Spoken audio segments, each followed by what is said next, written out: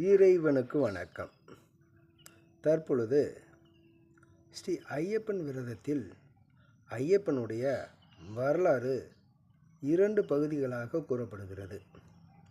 இதில் அந்த விரத முறைகளுடன் பூஜா முறைகளும் சேர்த்து இதில் தெளிவாக கூற உள்ளோம். தற்பொழுது இந்த பூஜை முறைகளில் முதலாவது பகுதியில் பூஜை தொடங்கும் முறைகள், அதை எவ்வாறு செய்ய வேண்டும் என்று தெளிவாகவும் விரிவாகவும் நாம் கூறியுள்ளோம். இந்த விரத முறைகளில் அவற்றில் 3 விதமான விளக்குகள் வைத்து பூஜைகள் தொடங்க வேண்டும். அந்த 3 விதமான விளக்குகள் வைத்து இந்த பூஜையை தொடங்குவதற்கு 2 சின்ன விளக்குகளும் நடு மையத்தில் ஒரு பெரிய விளக்கும் வைத்து இந்த பூஜையை தொடங்க வேண்டும். அவற்றில் தேவையான பொருட்கள் சம்பந்தமாக இதில் இப்பொழுது கூற உள்ளோம். இதில் எடுத்துக்கொண்டோமானால், இந்த ஹரிஹர புத்திரனுடைய பூஜை முறைகளில் ஐயப்பன் என்று சொல்லக்கூடிய ஹரிஹர புத்திரன் பூஜை முறைகளில் முதலில் வாழை இலை மீது பச்சரிசியை போட்டு அதன் மீது விளக்குகளை வைக்க வேண்டும். 3 விளக்குகள் வைக்க வேண்டும். அதாவது நடு விளக்குக்கு நம்மளுக்கு இடது புறத்தில் இலக்கு இருக்கும் விளக்கிற்கு கணபதி பூஜையையும், நமக்கு வலது பக்கத்தில் இருக்கும் விளக்கிற்கு சக்தி பூஜையையும், நடு விளக்கில் ஸ்ரீ ஐயப்பனையும் ஆவாகனம் செய்து பூஜிக்க வேண்டும். ஐயப்ப மலைக்கு செல்பவர்கள் ஐயப்பனை பிரதானமாக வைத்து ஐயப்ப பூஜையும், வழி நெடுக எந்த விக்னமும் இன்றி பத்திரமாக சென்று திரும்பி வர விக்னேஸ்வர பூஜையும், சக்தியின்றி எதுவும் இல்லை என்ற தாத்பரியத்தை உணர்த்தவும், யாத்திரை முடியும் வரை உடலுக்கும் மனதிற்கும் சக்தி தேவை என்பதை உணர்த்த சக்தி பூஜையையும் தனித்தனி விளக்கில் ஆவாகனம் செய்து பூஜை செய்வது சிறப்பாகும். அந்த பூஜையை செய்து வரும் பொழுது அவர்களுக்கு பலவிதமான நன்மைகளை கொடுக்கும். இந்த பகுதி 1இல் தேவையான பொருட்கள் பூர்வாங்க பூஜைகளில் முழுமையும் இதில் தெளிவாக கூறியுள்ளோம். அவற்றில் தீபமந்திரம், ஆசமனம், அங்கவதனம் ஆண்கள் மட்டும், குரு தியானம், கணபதி தியானம், பிராணாயாமம், சங்கல்பம், ஆசன பூஜை, ஆத்ம பூஜை, விக்னேஸ்வர பூஜைகளின் தொடர்ச்சி இதில் தெளிவாக கூறியுள்ளோம். தற்பொழுது அந்த ஐயப்பனின் வரலாறு பற்றி இப்பொழுது கூற உள்ளோம். கலியுகத்தின் கண்கண்ட தெய்வமாக ஸ்ரீ ஐயப்பன் இருக்கிறார். சரணம் ஐயப்பா என மனதார துதிக்கும் பக்தர்களுக்கு அவர் சாந்தியும் பேரின்பமும் அருள்கிறார். சா என்ற எழுத்து விரோதிகளை அழிக்கக்கூடியது. ரா என்ற எழுத்து ஞானத்தை அருளக்கூடியது. நா என்ற எழுத்து சாந்தம் அளிப்பது. சுவாமியே சரணம் என்று அடிவயிற்றிலிருந்து நாம் எழுப்பும் ஒளியானது சக்தி, ஞானம், சாந்தம் ஆகிய 3ஐயும் தரக்கூடியதையே சரணம் என்று கூறுகிறோம். இந்த அவதார வரலாறில் 2 விதமான வரலாற்று கதைகள் உண்டு. முதலில் ஒரு வரலாறு சம்பந்தமாக தற்பொழுது கூற உள்ளோம். 2வது வரலாறும் முதல் வரலாறும் கலந்த 2வது பகுதியில் அந்த வரலாறு சம்பந்தமாக கூற உள்ளோம். இந்த அவதார வரலாறில் சுவாமி ஐயப்பன் அவதார வரலாறே தெய்வாம்சம் மிக்கது. மும்மூர்த்திகளில் முதல்வரான சிவபெருமானை நோக்கி கடு தெய்வம் தவம் புரிந்தான் பத்மாசுரன் என்ற கொடிய அரக்கன்.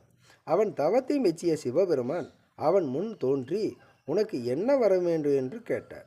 அதற்கு அரக்கன், பெருமானே, எவர் தலைமீது நான் கையை வைத்தாலும் அவர் அக்கணமே எரிந்து சாம்பலாக வேண்டும் என்று அந்த வரத்தை எனக்கு தந்தருள வேண்டும் என்று கேட்டான்.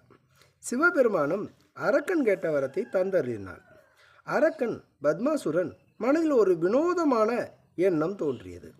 வரந்தந்த ஈசனிடமே இதை சோதித்து பார்த்து விடலாமே என்று அவன் எண்ணினான்.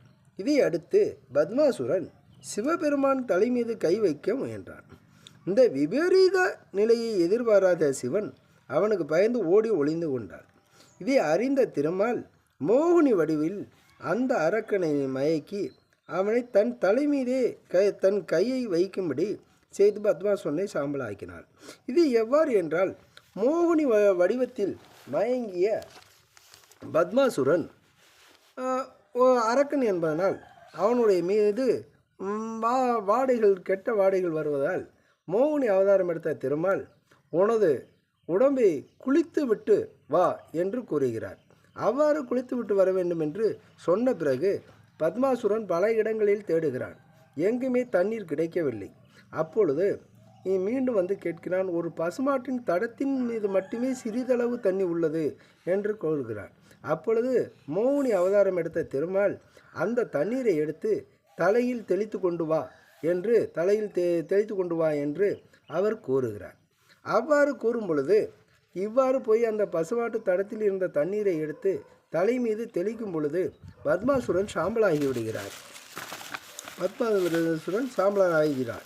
இதைத் தொடர்ந்து சிவபெருமான் மோகினி வடிவில் இருந்த திருமாலின் அழகில் மயங்கி மோகம் கொண்டார்.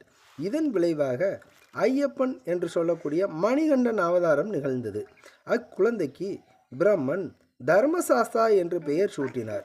சிவபெருமான் அக்குழந்தைக்கு தன் கழுத்தில் இருந்த மணிமாலையை அணிவித்து அக்குழந்தை பிறந்ததற்கான காரணத்தை எடுத்து கூறி பம்பை நதிக்கரையில் வெட்டு மறைந்தார். குழந்தைதான் சபரிமலை வாசனாய ஐயப்பன் எனும் மணிகண்டன். ஸ்ரீ ஐயப்ப அவதாரத்தின் முக்கிய நோக்கமே பிரம்மனிடம் வரம் பெற்ற மகிஷி என்ற ஒரு அரக்கியை அளிப்பதுதான். பந்தள நாட்டை நீதி நெறியுடன் ஆட்சி செய்து வந்தான் மன்னன் ராஜசேகரன். சிறந்த சிவபக்தரான அவர் தனக்கு பிள்ளை இல்லாத குறையை தீர்க்கும்படி சிவனிடம் வேண்டினார். அவர் ஒரு நாள் காட்டுக்கு வேட்டையாட சென்றார்.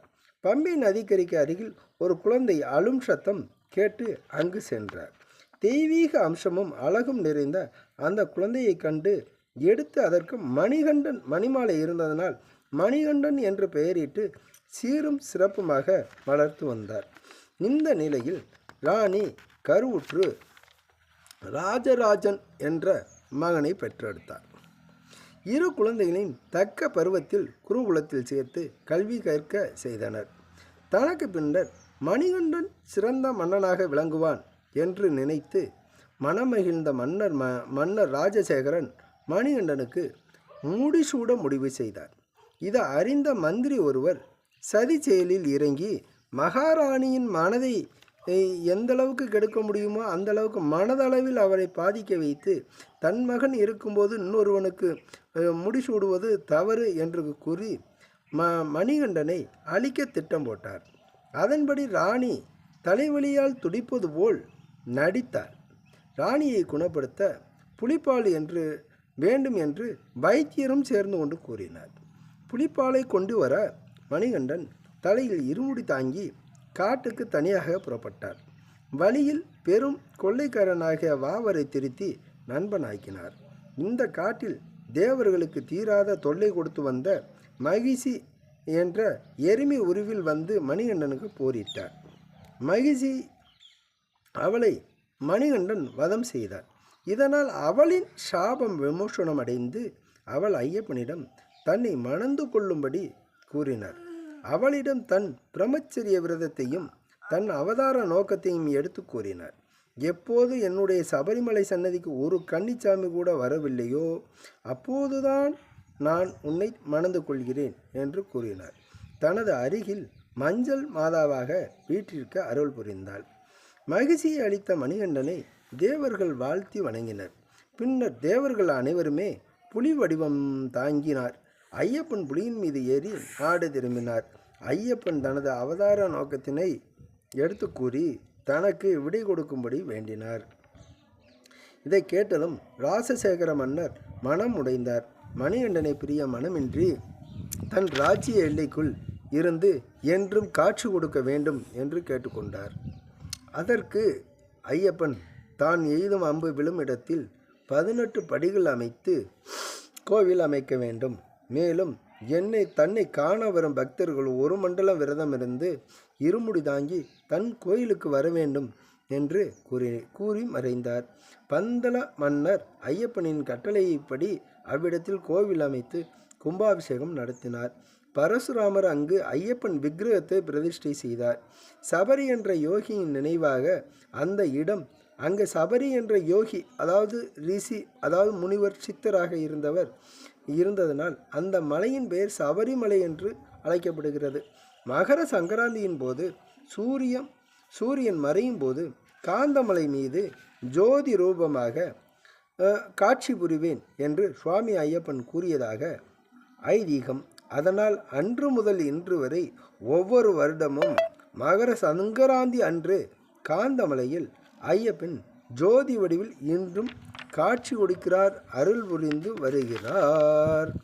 இத்துடன் முதல் பகுதி நிறைவு பெறுகிறது.